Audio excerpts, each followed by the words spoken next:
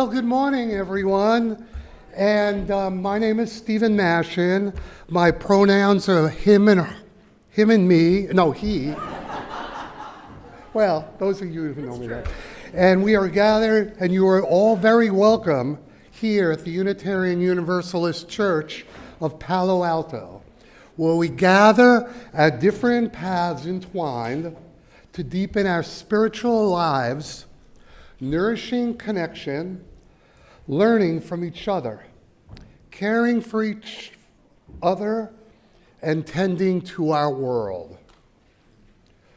We gather here on unceded stolen land from the Tamian and Ramashutush people. We acknowledge these communities in the interest of truth and justice, awareness and gratitude. In order to dismantle the ongoing legacies of stolen colonialism, we pledge to join the Ramen and Ramamush. Sorry, Okay. People whenever they ask for our solidarity. If you're here in person and you have questions about Unitarian Universalism or this congregation, please stop by the welcome table with the light blue tablecloth and chat with a friendly member of our membership team. You can leave your contact information if you want to receive notifications of upcoming events, and if this is your first week, if this is the week you want to join the congregation, you can also do that here today. To do the same online, follow the links that are at the very end of the order of services today. We have some visitors from a Judean village who have a few words to say. Thank you. Wait, let me use the magic of time travel. Hello. We have just arrived here from BCE, and we're checking in, and it seems like y'all have a lot of the same stuff going on.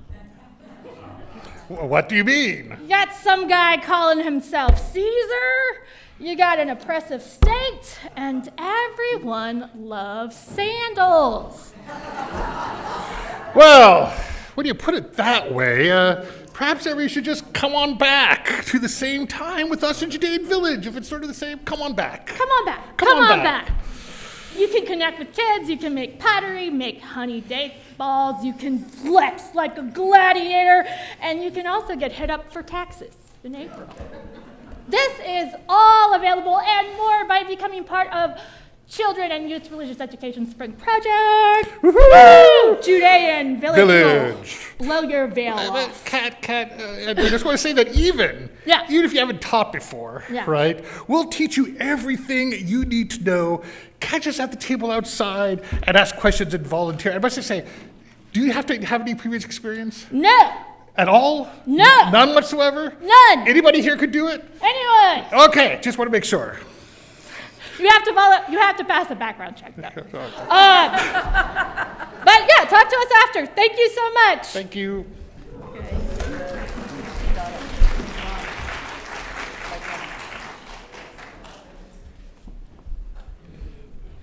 A couple of announcements.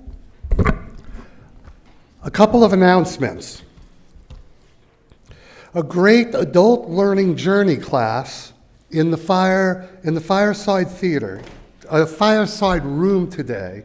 Why UUs should give a damn, D-A-M, about water conservation. The presenter is one of our own, Jody Dutta, right.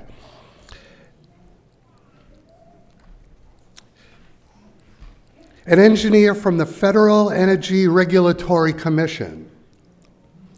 Jody's very timely class will cover equitable water distribution, water safety, the critical role of dams and reservoirs in our state, and future challenges to our water supply. Another activity today, spiritual adventures in parenting. UUCPA's group for parents of children from birth to high school meets today at 11:30 a.m. in room 6. Childcare is provided for both of these events. And finally, next Sunday, March the 2nd, it will be the start of our Pledge Drive Week. Come help us kick it off with brownies and ice cream and a special lunch. Look for your pledge packet in the mail in the next few days. And now, let us begin our service.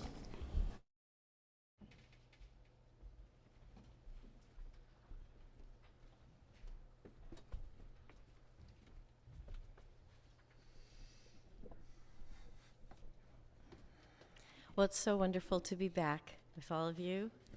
It's been almost 3 years. I'm Christy, 4 shilling short, Aog, Otuma, and this is a song that I wrote back in 1987. It was one of the first songs I ever wrote, but we've reworked it for today. It's called A Hymn to the Creation.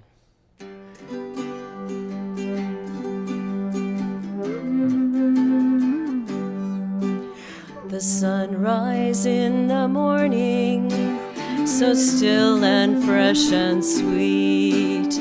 The earth, our loving mother, she gives us what we need.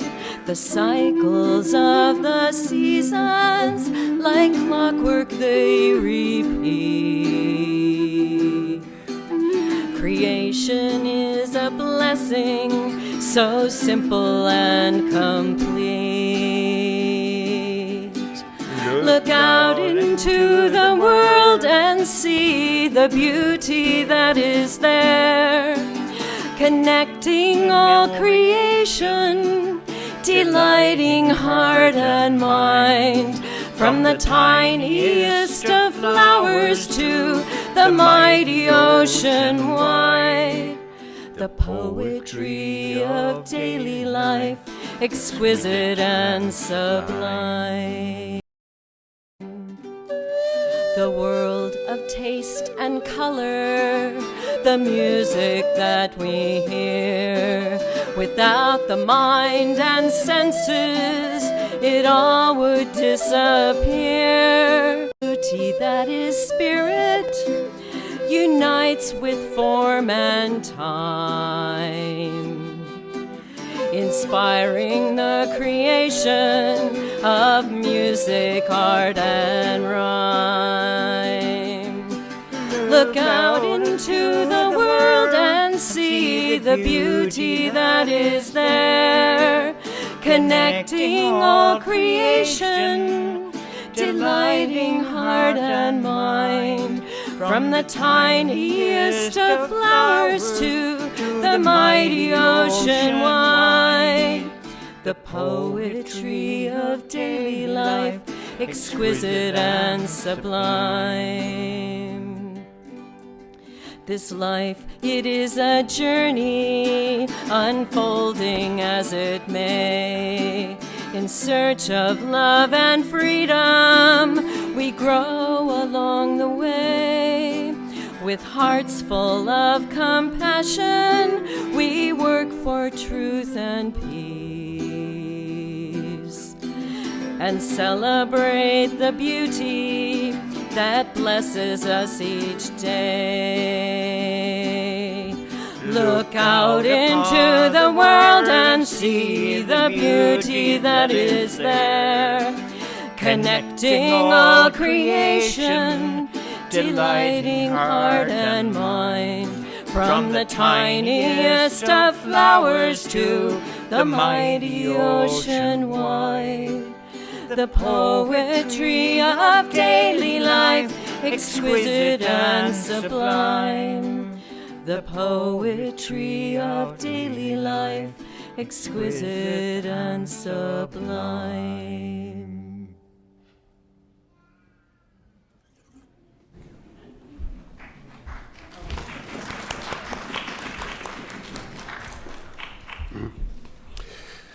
If you have a chalice there with you at home, please light it along with us here.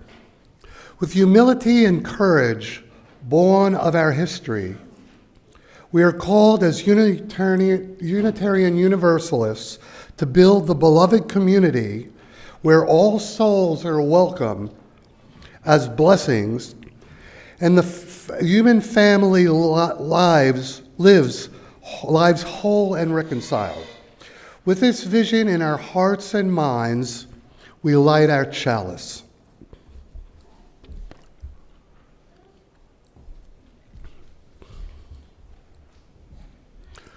With our centering words each week, we draw on the many sources of living tradition. Today's words are from the 20th century writer, lecturer, and activist for workers and disabled people's rights, Helen Keller. The best and most beautiful things in the world cannot be seen or even touched. They must be felt with the heart. As we follow the sound of the bell into silence,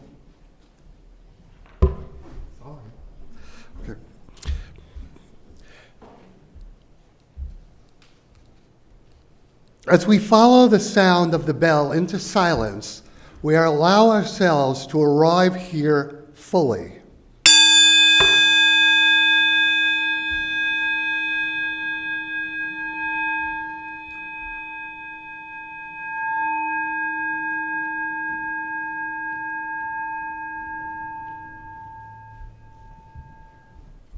Oops.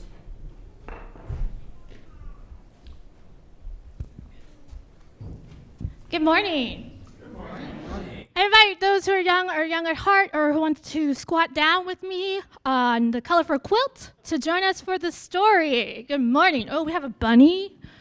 Ooh, we got a bunny in the audience today. Hello, welcome. Hello, bunny. Welcome. I don't have any carrots for you. I'm sorry. All right, please take a seat. I have a question. Does anybody know what language does a dinosaur speak? English? Does the dinosaur speak English? Oh, an axolotl. Cool. Rawr, rawr, I heard somebody say. Hello. So today we have a story about a brontosaurus. And brontosaurus, they do not speak English, do they? No. I don't know if they speak brontosaurus. So this story is called Brontina, and it's a special story because it has no words. So at some point in the story, I will ask you to say what you think is happening in the story, okay? We're going to learn this story together. This story is about a certain brontosaurus who wants to dance. So we are at the Dance Academy for Boys and Girls, and does it look like the brontosaurus, Brontina, wants to go in? What do you think? Yeah. All right. Let's go to the next one, see what happens. So the teacher says, we're a dancing school. You have to be up on your tippy toes. Can you do your point steps like a ballerina? And Brontina says, she gets up on her tippy toes. Wow. All right, let's go to the next slide. Please, what do you think the teacher's saying? Welcome to our beautiful school. Welcome to our dance hall. All right, let's do the next page. Whoa, here's our first lesson. How's it going? Whoa, so Brontina can really balance on her legs. And so, no matter what the teacher plays, Brontina is able to dance. Let's see what happens on the next page. Uh-oh, what happened? Brontina, it's kind of hard to see in the box, but Brontina, she fell. That happens sometimes when you're dancing and you're playing, huh? Oh, and what's wrong? What is Brontina doing in the next picture? Do you see that? Crying, yes. Why is she crying? She fell. Ouch. Yeah, make me cry too. Okay, next slide. Brontina's very sad. From falling, Brontina thinks, maybe I wasn't made to be a dancer. Maybe it wasn't meant to be. And she's very sad because it's very hard to be on pointy toes when you don't have any toes. Oh, I wonder what the solution is to that. All right, let's go to the next page. Okay. They found a brontosaurus-sized pair of ballet slippers. Hooray! And look, they fit perfectly. And what is Brontina doing? She's dancing on points. Fabulous. Let's see what happens on the next page. And then they said, Brontina, our school, it was for boys and girls. We didn't even consider beyond boys and girls who are, 3, 4 feet tall? So we decided we need a bigger building. And so they took Brontina to, let's go to the next page, a barn. Yeah, barn. And everybody can fit in a barn. Let's go to the next page and see what happens. And then the school turned into the dance academy for boys and girls and brontosauruses and cows and chickens. And I think there's a lot of folks who are dancing there. Yeah, there's a Tyrannosaurus.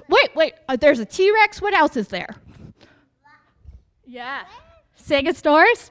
All right. So, Triceratops. Thank you. So, thank you all for listening to our story that we made together. We are all going to rise now in body or spirit and sing number 21, Beauty of the Earth. But there's a catch, guys. The last verse, our words are different. So be sure to pay attention to the screen. And then after that, after we sing, all my friends who are in preschool and above, we will be going to RE. So meet us in the lobby after the song. Thank you.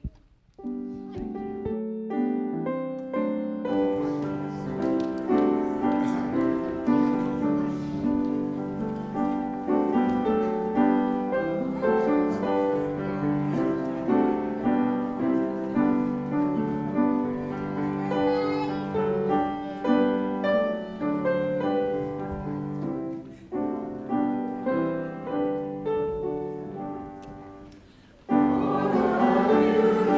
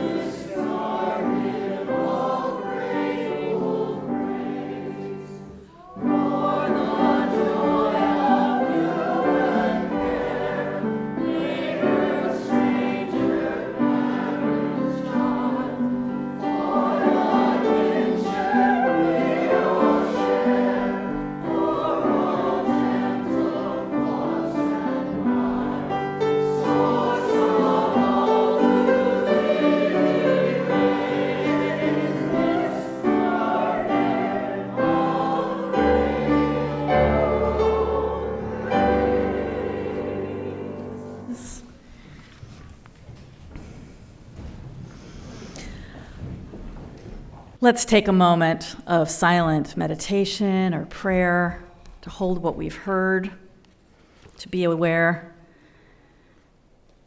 as this time always reminds us that there are so many stories just rippling through this community, and we never know everything that's going on with one another. So we hold all that we've heard with compassion and care and just allow ourselves to expand in compassion to whatever we might encounter.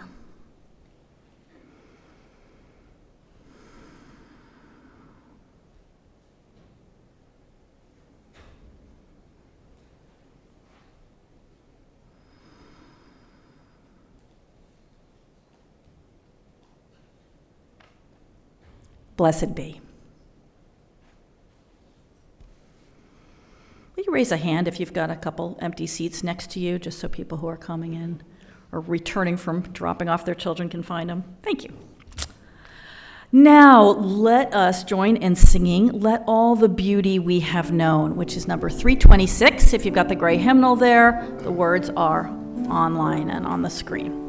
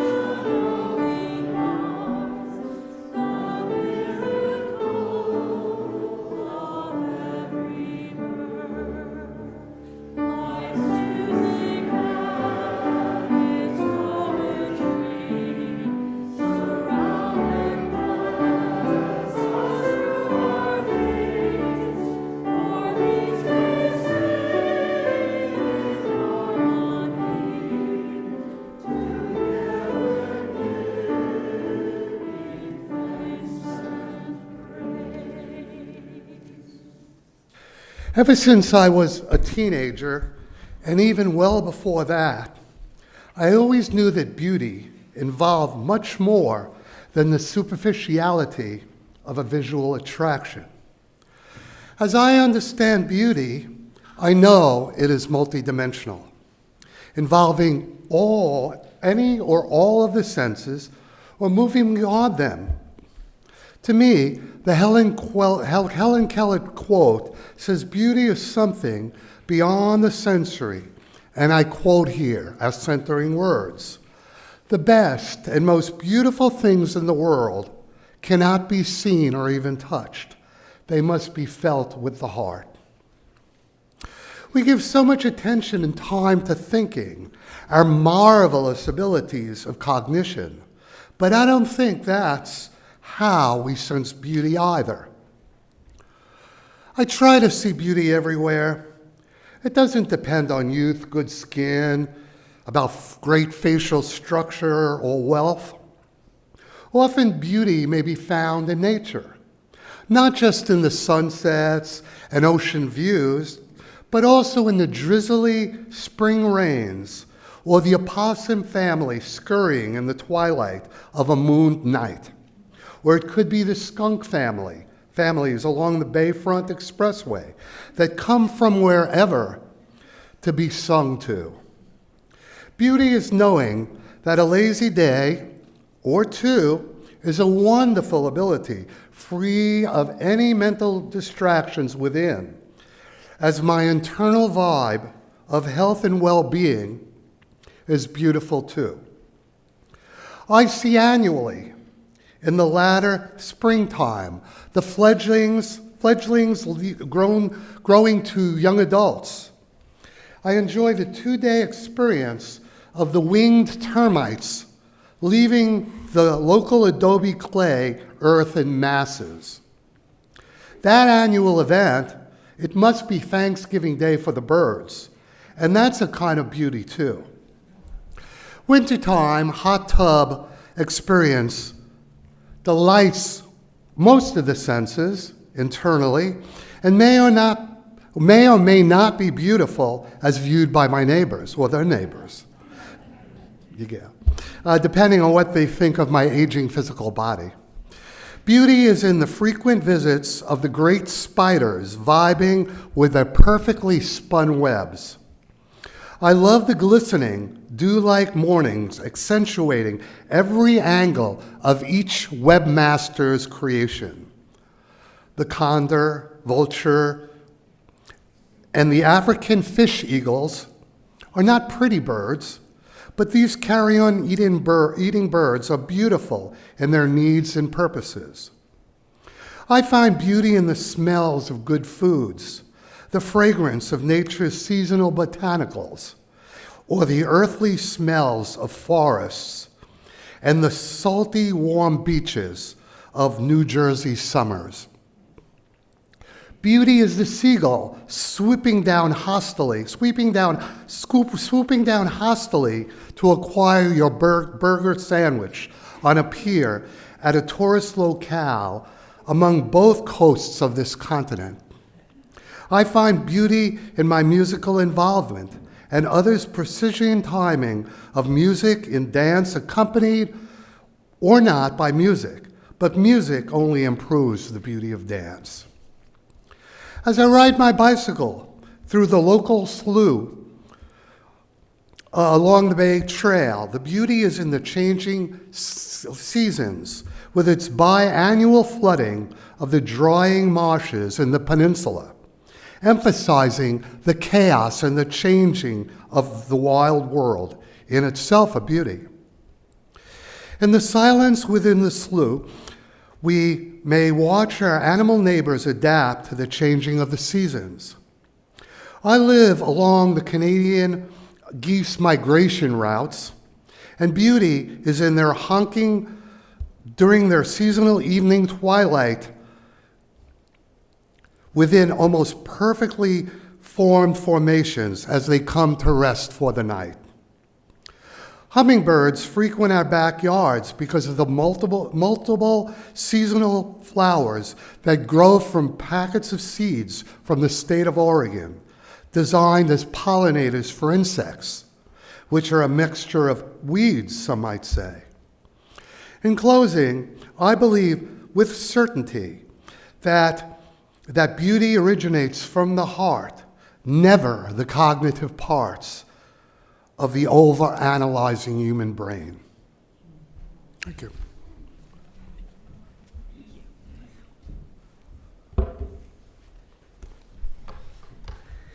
When you're really an advanced worship associate, you have to deal with things like the minister just, having a completely different order of service than the congregation has. Sorry about that, Stephen. You went with it just fine. Our reading is from an essay called Our Real Home by a Buddhist teacher, Ajahn Chah. You have been alive a long time. Your eyes have seen any number of forms and colors. Your ears have heard so many sounds. And you've had any number of experiences. And that's all they were. Just experiences. You've eaten delicious foods, and all the good tastes were just good tastes, nothing more. The unpleasant tastes were just unpleasant tastes, that's all. If the eye sees a beautiful form, that's all it is, just a beautiful form. An ugly form is just an ugly form. The ears hear an entrancing, melodious sound, and it's nothing more than that. A grating, disharmonious sound is simply so. The Buddha taught us to scan and examine this body from the soles of the feet up to the crown of the head, then back down to the feet again. Just take a look at the body. What sorts of things do you see? This whole body is steadily degenerating. Actually, there's nothing wrong with the body, with the way the body is. It's not the body that causes suffering, it's your wrong thinking. When you see the right wrongly, there's bound to be confusion.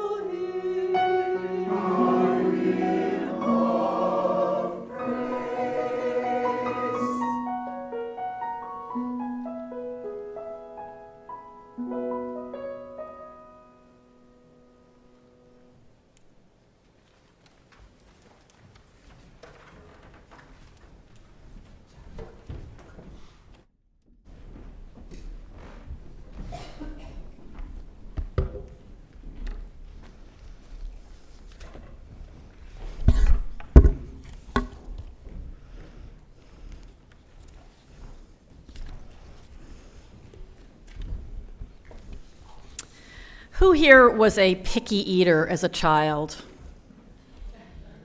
Go ahead, be a proud picky eater. Maybe you're still a picky eater. I want to ask that. I was a very picky eater. We decry this in children because, it makes life difficult for the adults in their life who may have to produce nothing but plain pasta for years or else face a battle at mealtimes. And also, we want kids to be a little more adventurous and appreciate things that, to use the sensory terms we use for vision, they find ugly at first. They taste something, they say it's unfamiliar, or they're not used to it, they don't like it at first, and so they think, fat. But we want them to cultivate a little more breadth in what they find beautiful to the tongue. I'm happy to say I've cultivated more of that breadth, though I'm still kind of picky.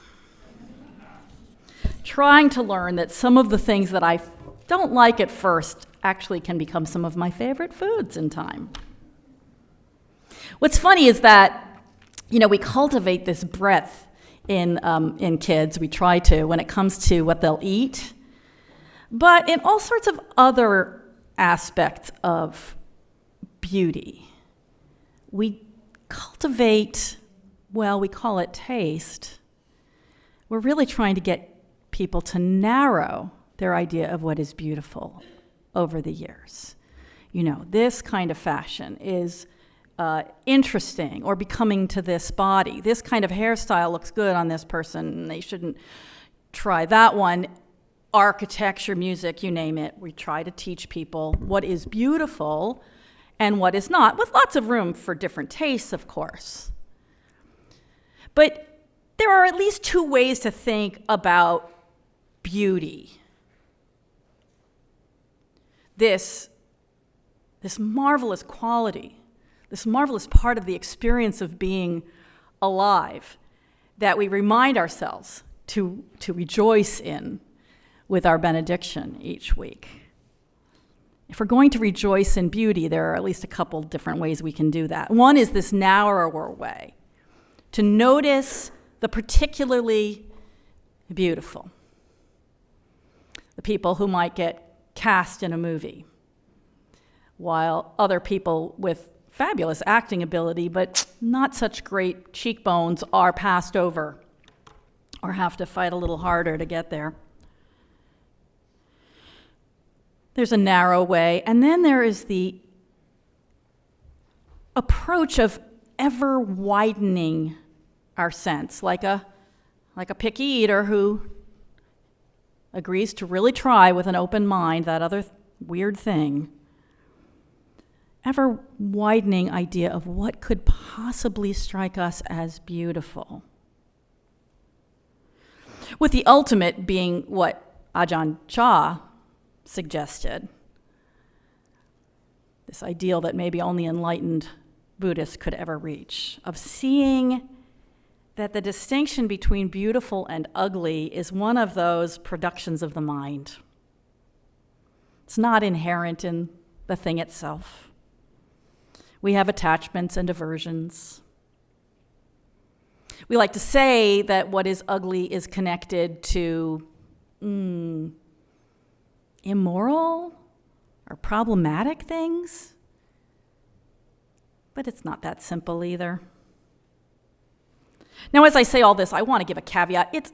I'm not saying nobody should have preferences. There's a certain kind of face that you find particularly lovely. There's music that you prefer to others. I'm not saying if you love of pop, now you need to listen to jazz, or if you love country, it's time to listen to classical. It's okay.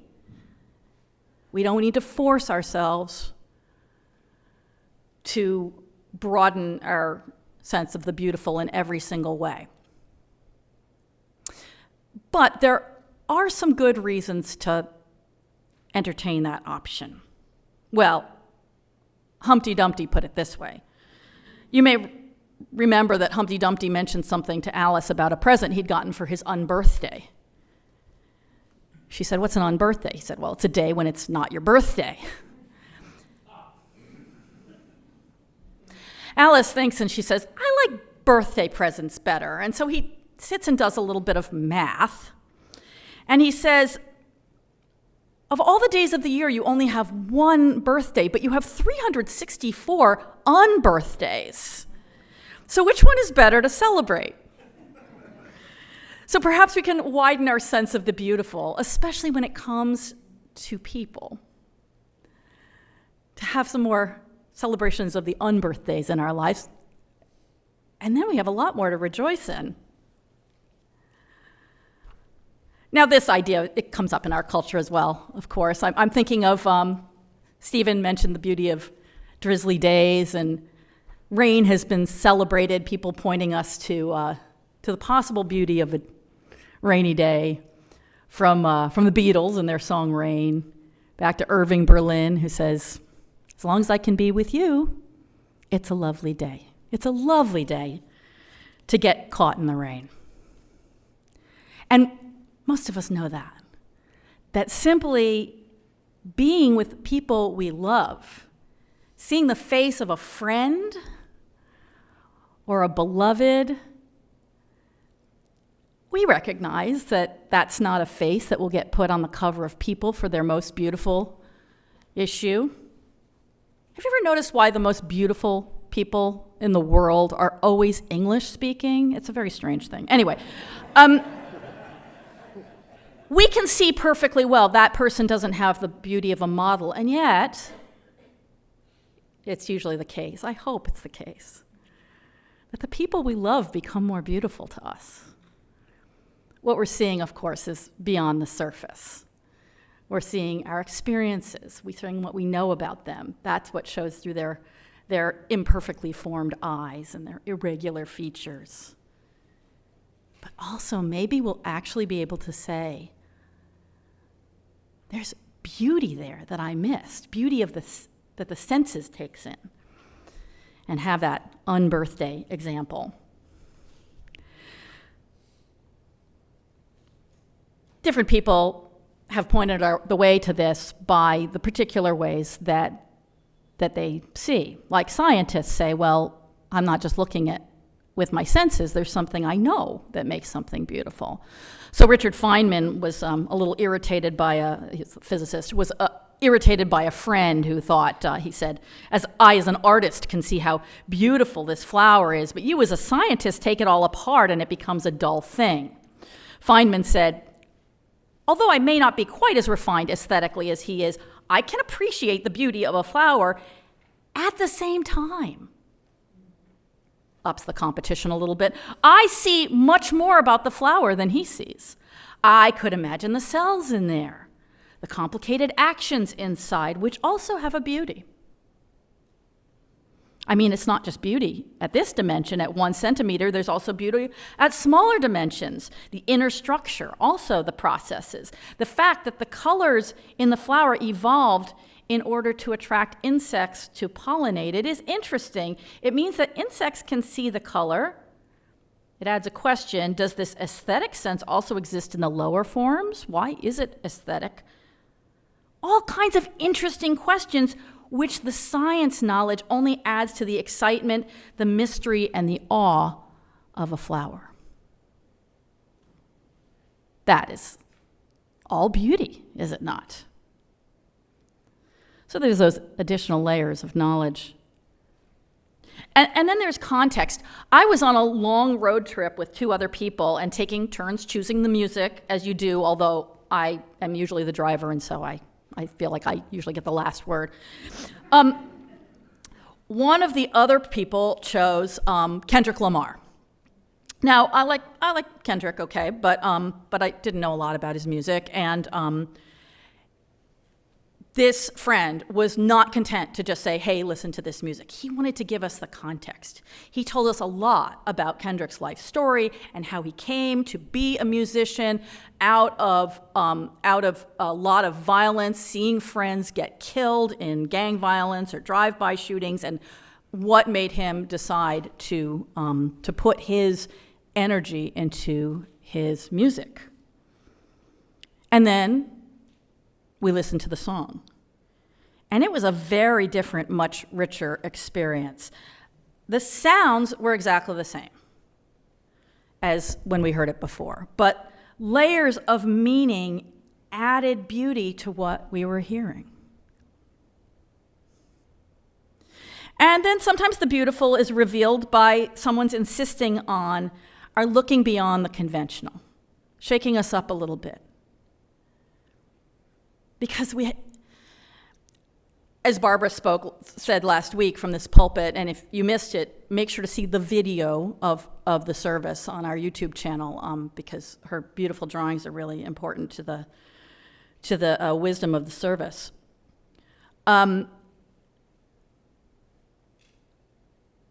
We lose out a lot when we don't look beyond the conventional, especially because of what we take away about ourselves and these strict rules of beauty for being a human being in this society. So it's great when somebody can shake that up. We're all used to the movie cliche of the homely girl dressed in stiff, boring clothes, wearing glasses on her face and a tight bun in her hair, who gets a new outfit, tosses away her glasses, pulls out the bun and shakes out her hair, and becomes gorgeous. Yeah, like we didn't notice before. How about turning it around? The face carefully made up, the clothes revealing luscious curves, and then she says, "No, just look at me." Hello, Pamela Anderson. In case you missed it, the blonde bombshell, Pamela Anderson, decided she was not going to wear makeup in public anymore. She was done with that. And if you see her, you might remember that 80s look and think, did I ever see her eyes before? Or did we mostly see her mascara and eyeshadow? Did we see the approved image of womanhood, and now we see the woman? We see what she wants to present to us. She's getting some pushback about that. Like, how dare somebody appear just as they are? Maybe she doesn't care whether you see her as beautiful or not. But I think there's a great spiritual opportunity here to say, where did we learn those distinctions? Where did we learn to say, this is beautiful and this is not?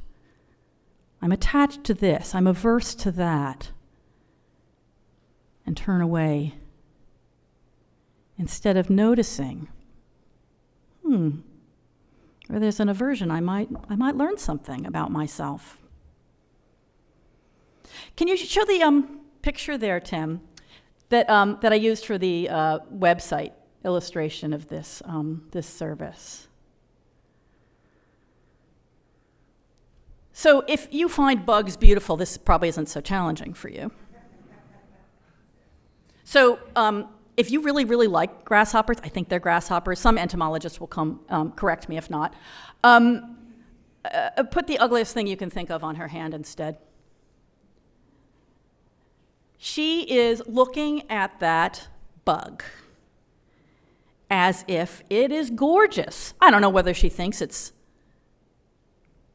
pretty, but she's obviously fascinated, which is to say she sees some sort of beauty in what it does or how it operates, or maybe in the green of those wings and those amazing legs that can propel it hundreds of times its length through the air.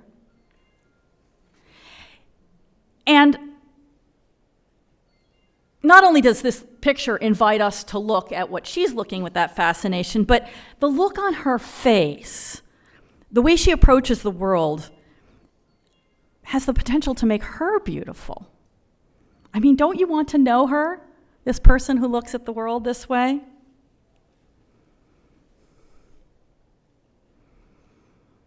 Oftentimes we meet people who are boring to us at first or annoying. They don't strike us as the kind of people we want to meet or get to know well. And again, it's okay to have your best friends, the people you most want to spend time with, get to know. We can't get into that depth with everybody. But as we move through the world, we can sort it into beautiful, ugly, beautiful, ugly, interesting, not interesting. Or we can take that aversion as an opportunity to maybe discover a kind of beauty that girl was seeing, young woman. That young woman was seeing in that grasshopper, that we can see in her chipped nail polish and the little tattoos on her fingers and her hairstyle. If those don't suit us, to say, what are we not seeing? One of my own aversions is litter. I don't like litter. I pick it up, well, good, that's good. Don't want it going into the bay or whatnot, and I just don't like the way it looks. But thinking about this sermon and thinking, what do I turn away from automatically and think, oh, it has a deeper meaning that's icky. It's plastic. It's people being careless. It's things going to go into the bay and choke the fish. They're just messing up the serenity of this street. Can I see something else? And I thought, yeah, something I really like in the natural world is the signs of who's been here. What's happened in the past? I like the scars on trees because you can tell, there's an incident here. I don't know exactly what, but I'm seeing not just the tree in this moment, but an incident from its past where maybe there was a big storm and it lost a major limb and had to heal over the years. And that's a kind of beauty, to see that history. You see the processes underneath. Or the trails left by bugs under the bark. I find those particularly beautiful, even though they're a kind of decay and destruction of the tree. Okay, so here's a street of my hometown being littered with stuff. It shows the history too. Oh, look at that. Someone around here really likes Snickers. I've seen 3 wrappers. I pick them up, I'm going to throw them out, but I can learn along the way. Oh, it's not just ugly piece of plastic on the ground. It's, I just learned something about the people here. I can see there was a concert because there's a couple copies made almost unreadable by the rain of the same program. So I think probably a couple people came along here and dropped their programs, didn't bother to pick them up. I used to see a lot of cigarette butts when I walked in this neighborhood, and I don't see so many anymore. So I'm thinking probably not as many people are smoking. That's something I'm learning. There's a lot to learn from litter, even as I pick it up and put it in the landfill bin. A cue to appreciate unexpected beauty, to broaden our ideas, and have more opportunities to rejoice in beauty is a very simple one, a very, very simple cue. And that is aversion. When we notice something that we think is ugly, I hate this kind of music. Why do people leave things in the street? He should really do something with that hair. Can we take that as a cue to notice what's going on in us, and can we turn it around? Aversion is one of the 3 poisons in Buddhism. It's kind of the flip side of attachment. It just means we'd rather see something that we consider beautiful. Well, of course we would. But can we, since aversion, also known as hatred and anger in different translations, since aversion is said to be one of the 3 poisons, can we say, I don't want to be poisoned? What's the antidote? Well, one antidote, especially when it comes to people, if we have an aversion to people or a dislike of them, is loving kindness. Try to hold them in loving kindness, whether we know them or not, whether we like them or not. But even for a Snickers wrapper on the floor, which is hard to love. An antidote might be curiosity. Just how'd it come here? And what's it all about? How does it work? See the ugly things in our lives the way Richard Feynman sees a flower. Okay, maybe they're pretty on the surface and maybe not. But what's going on under there? There's always so much more interesting than just color and fragrance.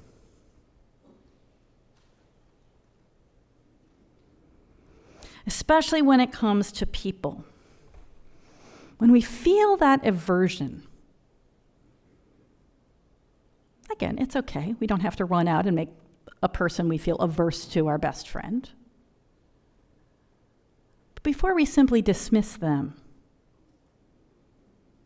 as not beautiful, not worthy of our time, not interesting, in a way that I know we would never dismiss somebody just because they didn't look like People magazine or Hollywood wants them to look. Could we say, what is there to learn here? What's going on? What's going on in me? What's going on in them? Where's the hidden beauty? Because when we move through the world this way, with this ever-widening idea of beauty, we have so many opportunities to rejoice. And we could all use a lot more of those.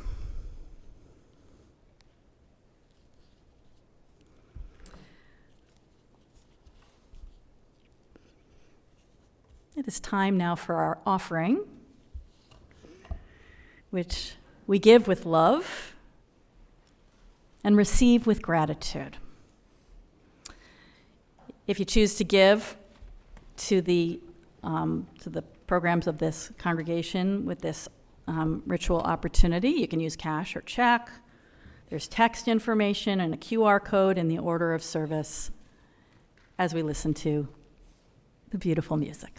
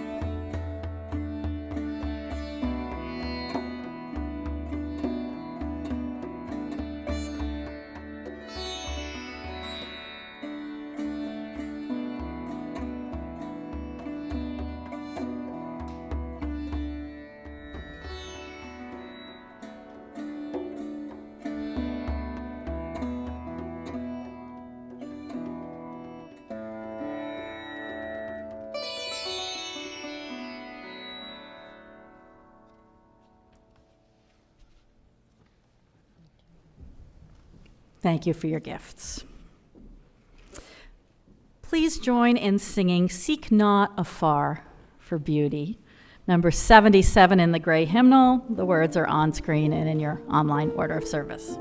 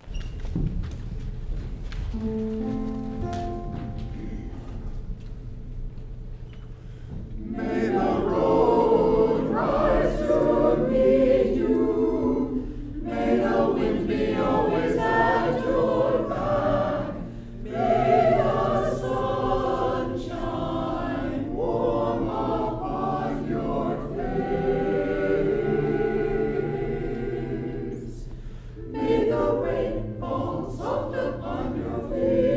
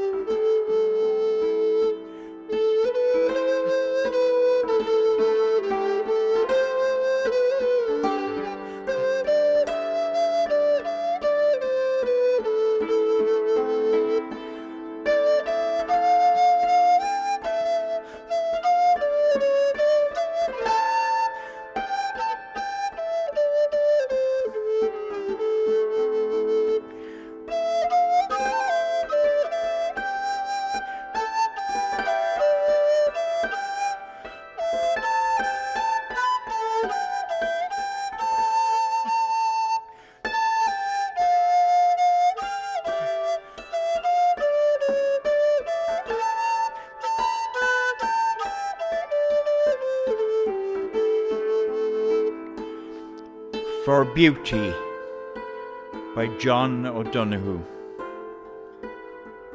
As stillness and stone to silence is wed, may solitude foster your truth and word. As a river flows in ideal sequence, may your soul reveal where time is presence. As the moon absolves the dark of distance, may your style of thought bridge the difference. As the breath of light awakens color, may the dawn anoint your eyes with wonder.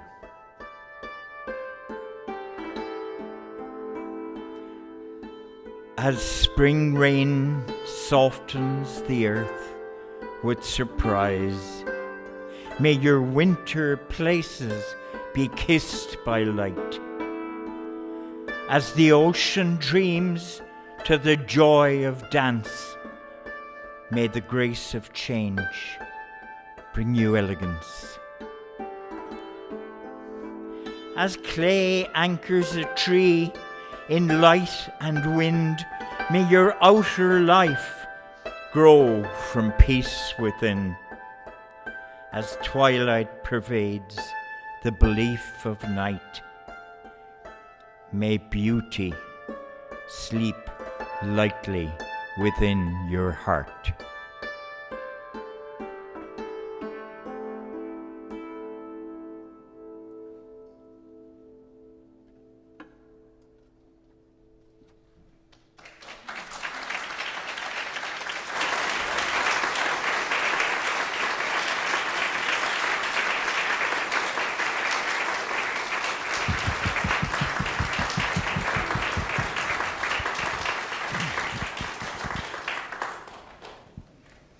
Everyone, whether you're online or here in the main hall, please stay after the benediction for our conversation time.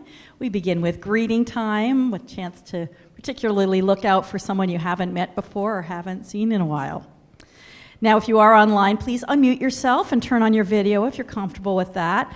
And you might touch hands virtually, like putting your hand against the inner box. That. And if you're in the main hall or the patio, reach out to hold hands as comfortable as we say together our benediction.